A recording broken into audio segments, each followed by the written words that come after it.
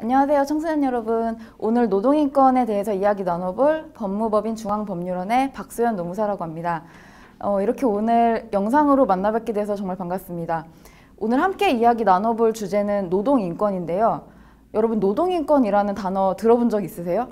한 번쯤은 들어봤을 수도 있고 처음 들어보는데 이런 친구들도 있을 거예요. 그래서 오늘 수업을 통해서 대체 노동인권이 뭔지, 노동과 노동의 개념이 대체 어떤 거야? 이런 것들을 한번 살펴보고 우리의 노동인권을 지키기 위해서 어떤 노력을 할 수 있는지 알아보도록 하겠습니다. 지금부터 이제 시작합니다. 귀 쫑긋 세우고 천천히 따라와 주세요. 네, 오늘 수업 순서는 이런 진행으로 이루어집니다. 먼저 노동인권이란 무엇인지, 노동인권의 개념을 설명을 해드릴 거고요. 근로와 노동이 어떤 차이가 있는지, 그리고 노동의 제대로 된 개념이 뭔지 설명을 하려고 합니다. 마지막에는 우리의 노동인권을 실현하기 위해서 어떤 장치들이 필요하고 사례들로 노동인권을 실현하는 그런 여러 가지 방법들을 좀 알아보도록 하겠습니다. 자, 노동인권이 대체 뭘까요?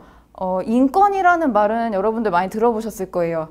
인권이란 사람으로 태어났으면 인간이라면 마땅히 누려야 할 가장 기본적인 기본권이죠.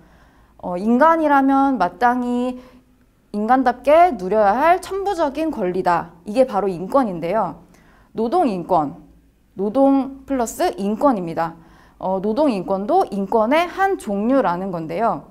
먼저 인권의 종류가 여러 가지가 있겠죠. 그래서 몇 가지를 한번 소개를 해보도록 하겠습니다. 먼저 자유권입니다. 인간으로 태어났다면 자유롭게 살 권리가 있겠죠. 그리고 두 번째는 평등권. 인간이라면 성별, 종교, 인종 이러한 것들과 관계없이 누구나 평등한 존재다. 이게 바로 평등권이죠. 세 번째는 행복추구권입니다. 인간이라면 누구나 자기의 행복을 추구할 권리가 있다. 이게 이제 바로 행복추구권이죠. 네 번째는 참정권인데요. 국민은 누구나 정치에 참여할 권리가 있다. 이게 바로 참정권입니다. 인권의 개념은 이 밖에도 굉장히 여러 가지가 있는데 이제 대표적인 네 가지 개념만 소개를 해드렸어요.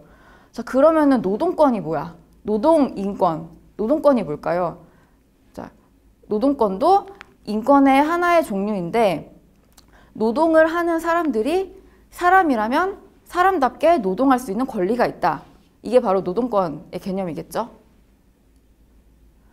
좀 더 자세히 살펴보겠습니다. 제가 노동인권 이렇게 띄어서 말을 했는데요. 노동과 인권의 합성어겠죠. 그럼 노동이 대체 뭘까요? 노동의 사전적 정의는 사람이 자기가 살아가기 위해서 필요한 물자가 있고 필요한 음식이 있고 여러 가지 필요한 요소들이 있을 거예요.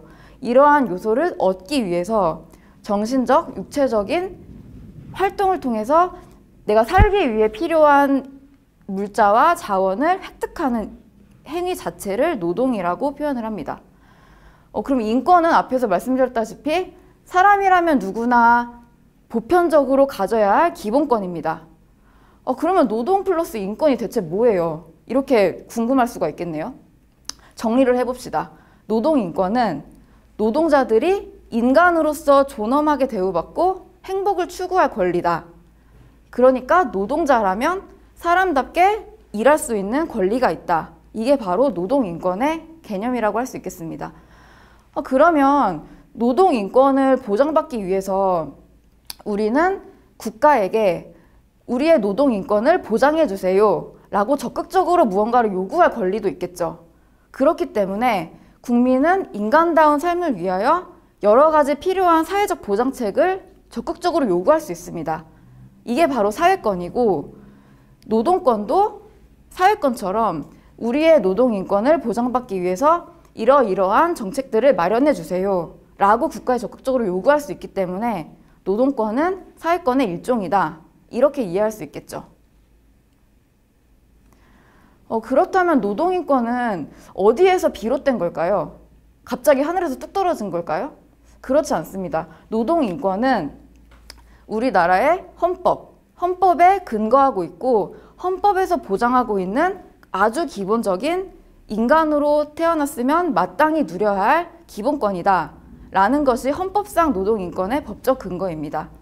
화면을 좀 보겠습니다. 헌법 제32조를 보면 노동인권의 법적 근거들이 구체적으로 명시가 되어 있는데요. 자, 그 중에서 여러분들은 헌법 제32조 제5항을 좀 주목할 필요가 있겠죠. 연소자의 근로는 특별한 보호를 받는다. 연소자가 노동을 한다면 연소자도 인간이기 때문에 연소자가 노동을 한다면 연소자의 노동인권도 당연히 보호받아야 하고 연소자의 노동인권을 보호받기 위한 그 근거도 우리 헌법에 명시되어 있다. 연소자의 근로는 더 특별한 보호를 받는다. 이렇게 확인할 수 있겠죠. 또한 현실적으로 노동인권을 보장받기 위해서는 개인 한 명 한 명의 힘으로는 어려울 수가 있습니다.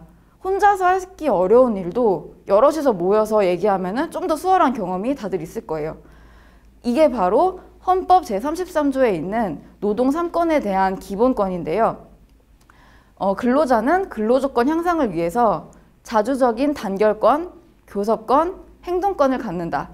즉 근로자는 자기들의 노동인권을 실현하기 위해서 자주적으로 모이고 또 교섭하고 또 행동해서 나의 노동인권을 향상시키고 보장할 수 있다. 이러한 근거가 우리 헌법에 명시되어 있다는 거죠. 먼저 노동인권에 대한 기본적인 개념을 좀 알아봤는데요. 그렇다면 이 노동이라는 단어를 좀 집중을 해보려고 합니다. 먼저 여러분들 노동이라는 단어를 들으면 어떤 이미지가 떠오르세요? 청소년들에게 물어봤습니다. 노동이라는 단어를 들을 때 어떤 이미지가 떠오르나요? 결과를 좀 보면은 49.3% 가장 많은 청소년 여러분들이 노동이라는 단어를 들으면 좀 불쌍하다, 가난하다, 좀 이런 안 좋고 부정적인 이미지가 떠오른다고 답변했습니다. 두 번째는 30.1%, 이 두 번째로 많은 청소년 여러분들이 노동은 사회에 꼭 필요한 존재다. 좀 긍정적인 표현을 좀 얘기를 해줬네요. 세 번째는 24.3%의 청소년 여러분들이 노동은 제대로 된 대접을 받지 못합니다. 노동이 원래 가지는 가치보다 저평가되어 있습니다. 이러한 답변을 해줬습니다. 여러분들 이 영상을 보고 있는 여러분들은 노동하면 어떤 이미지가 떠오르는지 좀 궁금한데요. 혹시라도 이 1위에 답변을 했던 것처럼 노동이라는 단어를 좀 부정적으로 생각하거나 좀 안 좋다, 좀 별로다, 이렇게 나쁜 인식을 가진 친구들, 혹시 그러한 생각이 자연스럽게 떠오른 친구들이 있다면 오늘 수업을 끝까지 들었을 때 노동에 대한 이미지가 어떻게 바뀌었는지 좀 비교를 해보고 싶네요. 여러분들 이제 일을 해서 돈을 벌게 됐을 때 여러분들은 근로자일까요? 노동자일까요? 이 근로와 노동이라는 단어가 비슷한 것 같으면서도 좀 다른 것 같고 어떤 차이가 있는지 좀 헷갈리는 그런 분들이 있을 거예요. 그래서 근로자와 노동자가 어떤 차이가 있는지 좀 살펴보려고 합니다. 먼저 사전적인 정의를 좀 먼저 보겠습니다. 국립국어원 표준국어 대사전을 보면 노동이란 사람이 필요한 음식이나 물자를 얻기 위해서 육체적으로나 정신적으로 하는 일체의 모든 행위, 이렇게 정의를 하고 있고요.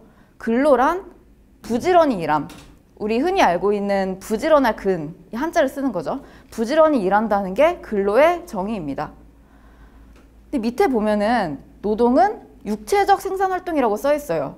이 정의는 어디서 나온 걸까요? 이게 바로 우리나라 최초의 국어교과서에서 나온 노동의 정의입니다. 노동은 육체적인 생산활동이다. 육체적인 생산활동, 몸을 쓰는 일이라는 거죠. 몸을 쓰는 일만이 노동이다. 이렇게 아주 오랜 시간 동안 국어교과서에서 또 여러 가지 매체에서 노동을 육체적 행위에 한정한 것처럼 표현을 해왔던 것이죠. 반면에 근로라는 단어는 우리나라 최초의 국어교과서에서 나라의 부강함과 부지런함, 이런 표현으로 가르쳐 왔는데요. 근로는 굉장히 근면하고 성실하고 열심히 무언가를 해서 부를 축적하고 부지런하게 일을 하는 행위다. 이러한 인식으로 오랫동안 자리에 매겨져 왔죠. 자, 이렇게 오랜 시간 동안 노동과 근로에 대한 편견이 조금씩 쌓여서 노동은 몸을 쓰는 일이야. 노동은 몸으로 행하는 일의 한정한 의미야. 그리고 반면에 근로는 더 나은 가치, 부를 축적하고 좀 더 근면하고 성실하게 열심히 일하는 행위를 근로라고 한다. 이렇게 약간의 오해가 쌓여서 지금의 노동과 근로의 편견이 발생을 했다는 것이죠. 자, 이렇게 오랜 시간 동안 노동에 대한 견고한 편견이 쌓여왔습니다. 그렇다면 이제는 노동이 어떤 의미인지, 노동의 진짜 의미가 무엇인지 제대로 좀 알아볼 필요가 있겠죠. 근로자일까 노동자일까 이 질문에 대한 답을 한 번에 명확하게 할 수 있는 친구는 몇 명 안 됐을 거예요. 자, 노동은 육체 노동과 정신 노동, 특별히 구분하지 않고 그 하나의 모든 행위를 그 자체를 노동이라고 합니다. 정신 노동과 육체 노동의 복합체가 노동이라는 거죠. 자, 그렇기 때문에 앞에 설명드린 것처럼 노동은 육체 노동이야, 근로는 정신 노동이야, 이렇게 이분법적으로 구분해서 표현하는 것은 틀린 표현이라는 겁니다. 노동과 근로에 대한 이분법적인 표현은 아주 오랫동안 우리나라 사회적인 배경에서 비롯된 편견에 해당한다는 거고, 노동과 노동자에 대한 그런 사회적 편견이 배경으로 작용해 왔다는 것이죠. 노동자는 힘을 써서 정신노동을 하지 않고 힘을 써서 하는 좀 미천한 거야, 좀 천박한 거야, 이러한 편견이 아주 오랫동안 작용해 왔다는 거죠. 하지만 노동에 대한 개념과 노동의 올바른 의미는 전혀 그렇지 않다. 이제 좀 이해가 되실까요? 그렇기 때문에 노동하는 사람, 노동자, 이 노동자에 대한 정확한 의미는 직업의 종류와 관계없이 임금을 목적으로 사업장에 노동력을 제공하는 자입니다. 내가 무슨 일을 하든 관계가 없습니다. 내가 어떤 일을 하든, 육체 노동을 하든 정신 노동을 하든 내가 나의 삶을 영위하기 위해 임금을 얻기 위해 내 노동력을 제공한다면 그 사람은 어떤 일을 하든지 모두 노동자라는 것이죠. 앞에 여러 가지 직업군들이 좀 써 있는데요. 아마 여러분들이 앞으로 하게 될 직업이나 아니면 하고 싶은 일, 여러 가지 직업들이 있을 텐데요. 좀 하나씩 살펴보겠습니다. 과연 이 여러 가지 직업들에서 누가 노동자에 해당하는지 알아맞혀 보겠습니다. 좀 하나하나 살펴보도록 하겠습니다. 환경미화원 분들 노동자일까요? 근로자일까요? 대학 교수, 그리고 간호사, 프로그래머, 연구원, 기상캐스터, 헤어 디자이너, 제빵사, 여러 가지 그 청소년 여러분들이 장래희망으로 원하거나 아니면 구체적인 진로로 설정한 직업들이 많습니다. 요양보호사도 있고 학교 선생님도 있을 거고요. 경찰관을 하고 싶은 친구도 있고, 요즘 굉장히 많은 직업으로 하나로 각광받고 있죠. 개발자도 하나의 직업군이죠. 의사도 있습니다. 그리고 경비원도 있고요. 변호사도 있습니다. 가수도 청소년 여러분들이 많이 꿈꾸는 직업 중에 하나겠죠. 이렇게 다양하게 직업이 있는데 여기서 누가 근로자고 누가 노동자일까요?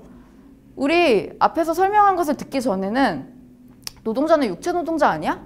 근로자는 정신 노동하는, 좀 앉아서 일하는, 아니면은 고학력자들이 하는, 이러한 편견에 사로잡혀 있었다면은 오늘은 이걸 다 깨부셔야 됩니다. 앞에 써 있는 모든 직업군들은 직업과 관계없이, 어떤 일을 하는 것과 관계없이 내가 임금을 목적으로 내 노동력을 제공하는 행위이기 때문에 이 모든 직업은 전부 노동자, 이러한 일을 하는 사람들은 구분하지 않고 모두 노동자에 해당한다고 이해하면 되겠습니다. 자, 그렇다면 여러분들이 일을 하기 위해서 일을 하면서 월급을 받고 생활을 할 때 나의 노동인권은 어떻게 보장받고 나의 노동인권은 어떻게 실현할 수 있을지에 대한 고민이 시작이 될 거예요. 그러면 노동인권을 어떻게 실현할지에 대해서 오늘은 두 가지 사례를 좀 들어서 설명을 해보려고 하는데요. 먼저 감정노동자에 대해서 좀 이야기를 해보려고 합니다. 감정노동자라는 말 들어본 적 있을까요? 말 그대로 감정을 노동한다? 감정노동자는 주로 고객을 대면하는 일을 하는 사람들을 일컫죠. 뭐 예를 들어서 콜센터 상담사라던가, 아니면 우리 많이 가는 카페에서 카운터, 그 카페에서 주문을 받는 직원, 이 분들도 매일매일 고객을 대면하고 응대하는 일을 하기 때문에 모두 감정 노동자에 속합니다. 생각보다 감정 노동자의 분야는 굉장히 넓은데요. 왜냐하면 누구나 일을 할 때 혼자서 할 수는 없고 어떤 방면이든 간에 사람을 만날 수밖에 없기 때문입니다. 사람을 대면하는 일을 하는 사람들은 정도의 차이가 있겠지만 누구나 감정 노동을 할 수밖에 없고 감정 노동자에 해당할 수 있습니다. 그러면 감정 노동자들은 매일매일 사람들을 만나고 밝게 웃으면서 사람을 대해야 되고 고객을 위해서 일을 해야 되는 사람인데, 자, 여러분들 생각을 해봅시다. 오늘 기분이 너무 안 좋아요. 뭐 집에서 일이 있을 수도 있고 아니면 친구와 싸웠을 수도 있고 안 좋은 일이 있을 수도 있겠죠. 몸이 안 좋을 수도 있을 거예요. 오늘 기분이 안 좋고 좀 힘이 드는 날인데 일을 하러 갔을 때 고객을 대면했을 때 과연 내가 진짜 기분을 마음껏 표출하면서 일을 할 수 있을까요? 절대 그렇지 않을 거예요. 내 기분이 아무리 우울하고 힘들어도 고객을 대면할 때는 밝게 웃는 얼굴로 고객을 위해서 최선을 다하는 그런 모습을 보여야겠죠. 그렇기 때문에 감정 노동자들은 자신의 감정을 뒤로 숨기고 앞에서는 밝은 모습만 보여야 하기 때문에 마음은 우울한 상태가 지속되지만 앞에서는 늘 웃고 있는 이러한 증상을 호소하는 사람들이 많습니다. 이러한 증상을 스마일 마스크 증후군이라고 합니다. 그러면 감정 노동자들은 어떻게 자신들의 노동인권을 보장받을 수 있을까요? 우리나라 산업안전보건법에서는 감정 노동자들을 보호하기 위한 여러 가지 조치들을 시행하고 있는데요. 먼저 사업주는 감정 노동자들을 고객의 폭언으로부터 보호하기 위해서 미리 예방 조치를 취해야 합니다.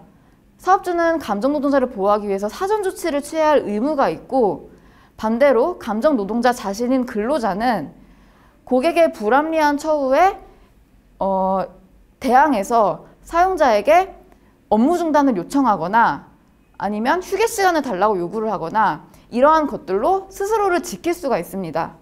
그리고 가장 중요한 거는 근로자는 이러한 요구를 사용자에게 당연히 할 수 있고, 사용자는 근로자가 업무 중단을 요구하거나 휴게 시간을 보장받는 것을 요구한다는 그런 이유로 근로자에게 불리한 처우를 할 수가 없습니다. 이런 거죠. 고객에게 폭언을 당해서 너무 놀라고 힘들어서 잠깐만 쉬고 싶어요. 휴게 시간을 좀 달라고 하고 싶은 거예요. 그래서 사장님한테 저 지금 잠깐 휴게 시간이 필요하니 업무 중단을 요청을 하고 잠시 쉬어 나갔다 오겠습니다 라고 이야기를 했을 때 사용자는 이 근로자의 요구에 응할 의무가 있고, 이러한 요구를 했다고 해서 근로자를 해고하거나 근로자에게 어떠한 불리한 조치도 할 수 없다는 거죠. 콜센터 상담사 분들에게 여쭤봤습니다. 전화 상담원으로서 나는 이렇습니다. 1위는 항상 친절하고 상냥해야 한다. 그렇죠. 콜센터에 전화를 걸었는데 불친절하거나 퉁명스럽게 얘기하면은 안 되겠죠. 2위는 나보다 고객의 감정이 중요하다. 이게 바로 스마일 마스크 증후군입니다. 내 본래 감정보다 내가 오늘 느끼는 나의 기분보다 고객의 감정이 중요하기 때문에 겉으로는 밝고 친절하고 상냥한 모습만을 보여야 된다는 거죠. 3위는 고객이 요구하면 무조건 사과해야 된다. 많이들 들어봤을 거예요. 콜센터 상담사들이 자기의 잘못도 아닌데 항의 전화를 하는 고객이나 불합리한 요구를 하는 고객들한테 무조건적인 사과를 하는 그런 장면들 많이들 보셨죠? 이렇게 콜센터 상담사들은 여러 가지 방면으로 스마일 마스크 증후군에 빠져 있거나 자기의 본래 모습을 숨기고 감정적으로 좋은 모습만을 고객들에게 보여야 하기 때문에 어려움을 겪는 경우가 많습니다. 여러분들도 감정 노동을 해야 하는 경우가 앞으로 많이 발생을 할 수도 있겠죠. 여기 한 친구의 사례가 있는데요. 한번 좀 같이 보겠습니다. 일하던 중에 고객에게 실수를 했습니다. 죄송하다고 했지만 고객은 저에게 입에 담지 못할 수준의 욕을 했고 거의 맞을 뻔했습니다. 그 생각이 나면 가슴이 너무 두근거리고 실습을 나가는 게 너무 두렵습니다. 밤에 잠도 못 자겠고 입맛도 없습니다. 지금 정신과 치료까지 받고 있는데 저는 앞으로 어떻게 대처해야 될까요? 생각보다 많은 감정 노동자분들이 이러한 고통을 호소하고, 이는 남 얘기는 아니겠죠. 감정 노동을 할 수밖에 없는 사람들, 감정 노동을 영역 안에 있는 직업을 갖게 된다면 누구나 맞닥뜨릴 수 있는 상황입니다. 자, 그러면 이거를 마냥 참고만 있어야 될까요? 어떻게 우리는 감정 노동자의 노동 인권을 보호하기 위해서 어떤 방법을 취해야 될지 좀 알아보겠습니다. 감정 노동자를 보호하기 위해서는 사전 조치와 사후 조치가 있는데, 이 사전, 사후 조치의 기준은 바로 감정 노동자들이 힘들어지는 그 상황, 오늘의 예시는 고객의 폭언이라고 할게요. 상담사가 전화를 하다가 고객의 폭언을 듣는 그 순간 전후로 감정 노동자를 보호하기 위해 어떤 조치를 취할 수 있을지 좀 알아보도록 하겠습니다. 고객의 폭언이 아직 발생하기 전입니다. 사전에 감정 노동자들의 노동인권을 보호하기 위해서 여러 가지 조치를 취할 수 있겠는데요. 먼저 폭언 등을 하지 않도록 요청하는 문구나 음성 안내를 삽입하는 방법입니다. 여러분도 이런 거 많이 보셨을 거예요. 콜센터에 전화를 했는데 지금 전화 받는 직원은 우리의 가족 또는 친구니까 친절하게 상냥하게 이야기해 주세요 라는 멘트를 들어본 적이 있거나, 카페나 식당에 갔는데 지금 당신을 응대하는 이 직원은 우리의 소중한 가족입니다. 우리의 소중한 친구입니다. 그러니까 친절하게 대해주세요. 이러한 멘트 보신 적 있을 거예요. 이러한 것들 하나하나가 굉장히 사소해 보여도 한 번 들으면, 한 번 보면은 욱해서 폭언을 하거나 소위 말하는 갑질을 하고 싶어도 조금 누그러지는 그런 효과가 있다고 합니다. 또한 고객과 문제가 발생했을 때 어떻게 행동해라. 감정 노동자는 고객의 폭언이 발생했을 때 이러한 방식으로 대처하세요. 이러한 방식으로 현장을 벗어나거나 사용자에게 보고하거나 이러한 방식으로 자신을 보호하라는 그런 매뉴얼이나 지침을 마련할 수도 있겠죠. 이러한 것들이 사전에 교육된다면 갑자기 맞닥뜨리는 고객의 폭언이나 폭력, 여러 가지 위험에 노출되었을 때 미리 교육받았기 때문에 바로바로 대응하고 대처할 수 있을 것입니다. 특히 고객 응대 매뉴얼에는 나의 건강 장애를 어떻게 예방할 것인지 그러한 사전 교육을 명시하도록 하고 있는데요. 사용자는 사전에 근로자들이 자신의 건강을 보호하기 위해서 일정한 교육을 시키고 일정한 매뉴얼대로 행동할 수 있게끔 학습을 시켜 놓는다면 당황스러운 상황에서도 자연스럽게 자기가 미리 교육받은 대로, 미리 숙지하고 있는 대로 행동할 수 있을 것입니다. 자, 그렇다면 고객의 폭언이 발생을 했습니다. 이미 사건이 발생을 했는데 사후에 나를 어떻게 보호할 것인지에 대한 그 방법이 사실 중요하겠죠. 가장 중요한 것은 현장을 떠나는 겁니다. 이게 바로 업무 중단인데요. 고객의 폭언이 발생했을 때, 감정 노동자에게 위험이 닥쳤을 때, 감정 노동자의 노동인권에 위험에 노출되어 있을 때는 그 자리에서 그 즉시 업무 중단을 하거나 혹은 다른 업무로의 전환을 사용자에게 요구할 수 있습니다. 이 정도가 아니고 잠깐 나갔다 와서 잠깐 쉬는 시간을 가지면 좀 마음이 진정되고 다시 원래대로 일할 수 있겠다 라는 생각이 든다면 휴게 시간을 연장해 달라거나 잠시 휴게 시간을 갖도록 요청을 할 수도 있겠죠. 고객의 폭언에 장기적으로 노출된 감정 근로자들은 전반적인 정신 건강에 좀 문제가 있을 수도 있습니다.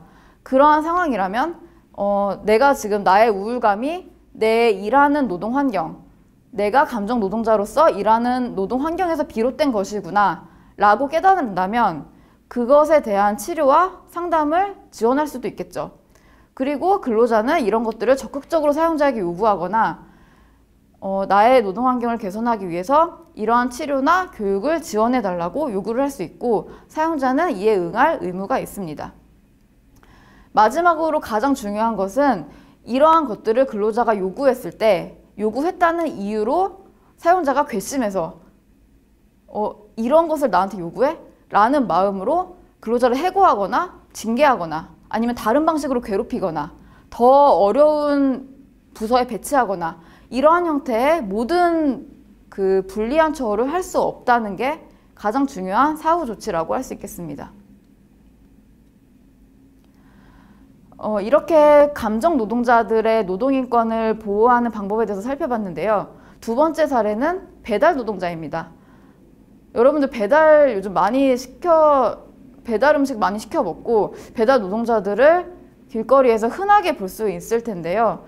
배달 노동자들의 노동인권은 어떻게 보장받을 수 있을지, 배달 노동자들의 노동 환경은 어떻게 보호할 수 있을지 좀 살펴보려고 하는데요. 먼저 짧은 영상부터 함께 보도록 하겠습니다. 배달 라이더들의 이런 위험한 무법 질주, 요즘 운전자들의 큰 불만입니다. 하지만 그 뒤에는 배달앱의 속도 경쟁이 있습니다. 뭐든지 30분 만에 오는 빠른 배달의 대가는 무엇인지 구혜진 기자가 짚어봤습니다. 배달 음식 많이 시켜 드세요? 네. 요즘에 배달 주문하면 몇 분 안에 도착할 걸로 기대하세요? 네, 한 30분 정도. 요즘에는 한 30분? 한 20분에서 30분? 저도 한 30분 정도? 30분 배달은 새로운 표준입니다. 언제부터일까요? 한 3달 안에서 좀 두세 달 전부터? 한 1년 된 것 같아요. 또 코로나 좀 시작하고 나서 그때는 한 1시간인데 좀 오래 걸렸던 것 같아요. 옛날에는 50분? 1시간? 길면 1시간 좀 넘을 때도 있고 1시간 넘으면 한 50분 이상? 단 1년 만에 배달 기대 시간이 절반으로 줄어든 겁니다. 왜죠? 혜성처럼 등장한 쿠팡이츠. 속도 경쟁에 불을 붙였습니다. 배달앱 시장의 높은 진입 장벽을 다 부수고 단기간에 급성장했습니다. 우리가 무슨 민족입니까? 하며 시장을 지배하고 있다고 생각한 배달의 민족에겐 충격과 공포. 2위가 불안한 625도 따라할 수밖에 없습니다. 어떻게 속도 경쟁하는데요? 더 빠르다. 10분 늦으면 반값이란 홍보는 기본. 배달의 민족엔 배달이 빠른 순으로 보는 기능이 생겼고 625는 도착 가능 시간을 빨간색으로 강조합니다. 쿠팡이츠는 24분, 15분 시간 얘기뿐입니다. 빠르면 좋은 거 아니에요? 음식점도 속도 경쟁에 강제로 내몰립니다. 맛은 보이지 않지만 숫자는 눈에 딱 박힙니다. 배달 시간은 음식점에서 정합니다. 조리가 오래 걸리는 치킨, 기름 예열에 13분, 닭 튀기는데 13분, 기름 빼고 양념 무치는데 3분, 총 30분 정도가 걸립니다. 그런데 치킨 배달까지 20분을 약속하는 곳이 많습니다. 어떤 집은 17분까지 나와 있는 집들도 있어요. 17분이면 생닭을 갖다 주는 시간이거든요. 타임머신이라도 있는 걸까요? 조리법이 바뀝니다. 그냥 미리 튀겨놓으면 10분 정도까지 줄이겠죠, 시간을. 비정상이 정상을 덮는다고 저는 생각합니다. 배달 시간은 거리마다 다른 거 아니야?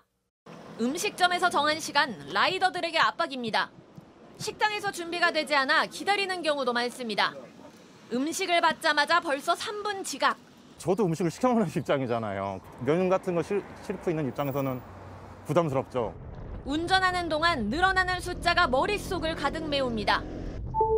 가는 내내 띠링띠링 경고음이 울립니다. 늦었단 메시지입니다. 결국 11분 지각. 혹시나 등급이 떨어질까 걱정됩니다. 콜이 잘 나오는 시간대를 일단 1등급들이 먼저 선점할 수 있고 그 다음에 2등급, 3등급으로 나누어져요. 3등급 정도 되면 일하기가 진짜 불편하죠. 내비게이션은 10분이 넘게 걸린다는데 7분 만에 가라고 합니다. 지연 시간은 늘어가고 마음의 짐도 커집니다. 쫓기죠. 굉장히 쫓기죠. 빨리 가야겠다는. 그리고 업주님한테 또 한 소리 듣겠네. 차가 막혀 결국 10분 늦습니다. 마음속으로는 되게 죄송하죠. 빨리 가고 싶고 그런데 최대한 교통법규 지켜서 가려고 하다 보니까 이제 더 늦어지는 거예요. 무법 운전 핑계 아니야? 라이더들의 운전 행태 문제 있다고 다들 동의합니다. 다만 배달앱이 라이더들의 위험 운전을 유도한다는 겁니다. 60분이 넘게 걸린 배달은 추가 보상에서 제외됩니다. 저희도 책임이 있지만 이 배달 산업, 빠른 배송으로 경쟁을 하는 사업자들한테도 그만한 책임을 묻고 비판을 해야 되는 거 아닌가라는. 배달노조 라이더 유니온이 교통법규를 다 지키며 배달을 하는 실험을 해봤습니다. 배달앱 AI에 여러 문제점들이 발견됐고 결과도 분석 중인데요. 분석 결과는 다음 주에 이어서 전해드리겠습니다. JTBC 구혜진입니다. 영상을 보니까 어떠세요? 30분제 배달제는 배달 노동자들의 경쟁을 가속화하고 배달 노동자들의 노동 환경을 더 위험하게 만드는 그런 제도라고 저는 이해되는데 여러분들은 어떻게 느꼈을지 모르겠네요. 배달 노동자들의 노동 환경의 대표적인 두 가지 요소는 도로 상황과 날씨라고 생각을 하는데요. 도로 상황은 더 위험한 도로 환경, 더 빨리 더 많이 배달하기 위해서 더 빠른 속도로 질주하는 그런 환경이 배달 노동자의 노동인권을 낮추는 그런 요소가 되겠고요. 두 번째는 날씨입니다. 폭염에도 예외가 없죠. 한낮에도 한더위에도 배달 노동자는 예외 없이 도로를 질주해야 됩니다. 그렇기 때문에 배달 노동자들의 노동인권 향상을 위해서 폭염에는 폭염수당이라고 하는 추가 수당을 더 주세요. 한여름에 우리는 배달을 해야 되니까 건강에 문제가 생길 수도 있고 폭염에 일하는 사람들이 흔히 걸리는 온열 질환에도 더 많이 노출됩니다. 그러니까 배달 노동자들에게는 폭염수당을 더 주세요 라고 요구를 하는 그런 움직임도 있었고요. 한여름에 배달하는 사람들에게 필요한 도구를 지급하거나 장비를 제공해 주세요 라는 그러한 목소리도 있었습니다. 이러한 것들이 길에서 일하는 배달 노동자들의 노동인권 향상을 위한 여러 가지 움직임이고 그러한 방법이 될 수 있겠죠. 감정노동자와 배달 노동자의 노동인권 실현하는 방안에 대해서 살펴봤는데요. 한 명의 감정노동자, 한 명의 배달 노동자들이 자신의 노동인권을 실현하기 위해서 사용자에게 무언가를 요구하거나 적극적으로 요청하거나 그러한 이야기를 하기는 사실은 힘들 것입니다. 여러분들도 그런 경험이 한 번쯤 있었을 거예요. 혼자서는 이야기하기 좀 껄끄럽고 좀 무섭기도 하고 그러한 것들이 친구와 함께라면 여러 명이서 모여서 같이 가서 얘기를 하면은 좀 더 수월했던 그런 경험이 있었겠죠. 노동인권 향상도 마찬가지입니다. 한 명의 노동자는 말하기 어려울 수도 있어요.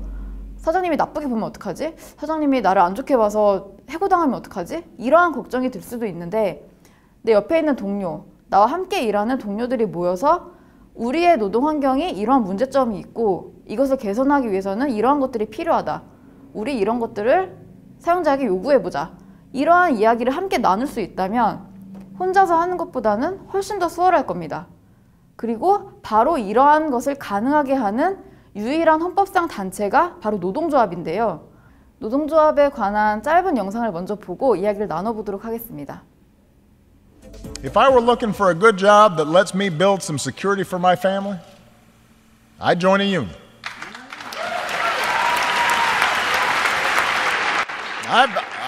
I travel a lot. I've been to countries that don't have unions, that prohibit unions. That's where you've got still child labor. That's where you have terrible exploitation and workers are constantly being injured and hurt and there are no protections. And that's true for everybody because there's no union movement. If I wanted somebody who had my back, I'd join a union. 노동조합은 근로자들이 자주적으로 단결해서 자신들의 근로조건을 향상하기 위해 모인 그런 조직이라고 할 수 있습니다. 노동조합이 없는 회사를 상상을 해보겠습니다. 아까 앞에서 말했던 것처럼 혼자서는 하기 힘든 얘기를 같이 모여서 하면 좀 더 수월할 텐데요. 노동조합이 없다면 같이 모일 수 있는 그런 창구가 없겠죠.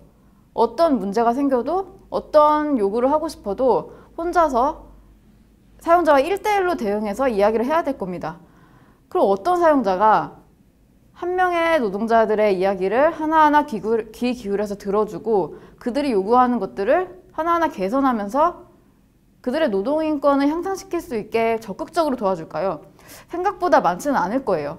그렇기 때문에 노동조합이 있는 게 굉장히 중요하고 노동조합이라는 틀 안에서 노동자들은 모여서 같이 자신들의 노동인권 향상을 위해 노력하고 어떠한 문제점이 있는지 찾아내고 그러한 것들을 개선하기 위해서 어떠한 방법을 취해야 되는지 사용자에게 어떤 요구를 해야 되는지 그리고 더 나아가서 자신들의 사회적, 경제적 지위를 어떻게 향상시킬 수 있는지까지 논의할 수 있게 됩니다. 노동조합이 없는 사업장에서 더 많은 노동자들이 착취당하고 있다. 사실이죠. 노동조합이 없는 사업장은 그만큼 노동자들의 목소리가 발현되기 힘들고 자신들이 원하는 자신들의 노동인권을 향상시킬 수 있는 방안을 마련하기 더 어려울 겁니다. 그렇기 때문에 노동조합이 필요하고 노동조합에 가입하는 것이 중요하다고 할 수 있습니다. 노동조합은 노동자들이 마음대로 만든 그런 조직이 아닙니다. 노동조합은 우리나라 헌법에서 인정하고 있는 유일한 단체이고 노동조합만이 노동자들의 노동인권을 실현할 수 있는 가장 유일한 그런 단체이기 때문입니다. 우리 주변에 어떤 노동조합이 있는지 좀 살펴보려고 하는데요. 노동조합의 종류는 크게 두 가지로 먼저 나눌 수 있습니다. 같은 산업에 종사하는 노동자, 같은 일을 하는 사람들끼리 모여서 조직하는 노동조합이 있고, 다른 한편으로는 같은 회사에 일하는 사람들, 우리 회사에서 일하는 사람들끼리 만든 노동조합이 있겠죠. 어떤 차이인지 좀 이해가 되시나요? 같은 직업을 가진 사람들, 다른 회사에 있어도 상관이 없어요. 내가 제빵사면 전국에 있는 모든 제빵사들이 모여서 제빵사 노동조합을 만들 수 있을 거예요. 다른 한편으로는 우리 회사 안에서 같이 노동조합을 만들자. 우리 회사에 근무하는 사람들은 어떤 부서에 있든지 어떤 일을 하든지 상관없어. 다 모여. 이게 바로 같은 회사에서 근무하는 사람들끼리 만들 수 있는 기업 노동조합이라고 할 수 있겠죠. 화면을 좀 보도록 하겠습니다. 굉장히 많은 노동조합이 있는데요. 여러분들한테 익숙한 직업들도 좀 많을 거예요. 앞에서 말씀드렸던 배달 노동자들은 배달 노동자들끼리 모인 노동조합이 있을 수도 있고, 알바하는 친구들은 알바하는 친구들끼리 모인 노동조합이 있을 수도 있을 거예요. 특성화고를 졸업한 친구들은 특성화고 졸업생 노동조합에 가입할 수도 있겠죠. 또 앞에 보면은 익숙한 회사 이름도 있죠. 삼성전자 노동조합도 있습니다. 조종사들끼리 만든 노동조합도 있고요. 자, 이렇게 어떤 일을 하는 사람들끼리 모인 것이 산업별 노동조합이고, 우리 회사 사람들끼리만 모여서 일을 하는 것이 기업별 노동조합입니다. 그리고 이러한 노동조합이 모여있는 노동조합 총연맹도 있습니다. 우리나라에는 한국노동조합 총연맹과 전국민주노동조합 총연맹, 이렇게 양대 노총이 있는데요. 이 노동조합 총연맹 안에는 앞에서 말했던 산업별 노동조합들, 그리고 기업별 노동조합들이 같이 모여있는 상위 개념이라고 할 수 있겠죠. 자, 어떠세요? 생각보다 굉장히 익숙한 기업 이름들, 익숙한 직업들도 다 노동조합이 있습니다. 노동조합이 좀 먼 얘기인가? 노동조합은 나와는 상관없어. 내가 나중에 일을 해도 나는 노동조합에 가입할 일이 없을 것 같은데? 혹시 이런 생각을 했다면 생각보다 정말 우리 가까운 곳에 노동조합이 있구나. 내가 늘 보던 사람들도 노동조합에 가입한 사람일 수도 있겠다. 내가 나중에 일하는 곳도 노동조합이 있을 수도 있겠다. 더 나아가서는 나도 필요하면 노동조합 만들 수 있다. 이러한 생각을 가질 수 있을 거예요. 노동조합에 대한 생각들이 좀 멀게 느껴지거나 노동조합은 나와는 상관이 없어. 이러한 생각을 가졌던 친구들이라면 오늘 이 앞에 본 화면을 통해서 노동조합이 생각보다 가까이 있었다는 거를 다시 한번 느끼는 시간이 되었으면 좋겠습니다. 자, 오늘 이렇게 해서 노동인권에 대한 이야기를 나눠봤는데요. 자, 먼저 노동인권이 어떤 의미인지 그 개념을 좀 살펴봤고요. 근로와 노동의 차이를 하나하나 좀 살펴봤습니다. 그리고 우리 주변에 있는 노동자들이 누구인지, 생각보다 많은 사람들이 어떤 일을 하든지 다 노동자구나, 노동자가 주변에 많이 있구나, 이런 것들을 좀 깨닫는 시간일 수도 있었을 거예요. 그리고 노동인권을 실현하기 위해서 감정노동자와 배달노동자의 사례를 들어서 이 두 직업군의 노동인권을 어떻게 실현할 수 있을지를 좀 살펴봤습니다. 마지막으로 노동인권을 실현할 수 있는 유일한 방법, 헌법에서 인정하는 유일한 단체를 통한 방법인 노동조합에 대해서 간단히 살펴봤는데요. 여러분들 앞에서 노동에 대한 이미지를 떠올렸던 거 기억나실 거예요. 자, 오늘 수업을 다 마쳤는데 노동에 대한 이미지가 좀 바뀌었을까요? 내가 원래 노동을 생각했을 때 떠오른 이미지, 좀 부정적이고 좀 힘들고 좀 나는 하고 싶지 않은 거, 이러한 이미지로 노동을 떠올렸다면 그게 아니었다는 거를 좀 깨달았으면 좋겠습니다. 그리고 노동이 생각보다 멀지 않고, 그리고 노동조합이 우리 앞에, 우리 곁에 가까이 있어서 나의 노동인권 실현하기 위한 방법이라는 것도 배우는 시간이었으면 좋겠습니다. 마지막으로 오늘 수업에서 가장 중요한 것 한 가지만 말을 하려고 하는데요. 나의 노동인권은 내가 지켜야 된다. 여러분들이 일을 하면서 돈을 벌게 되는 그때 여러분들은 노동자가 되는 것이고, 노동자들의 노동인권은 인간의 기본권이기 때문에 노동인권은 마땅히 보장되어야 되는 것입니다.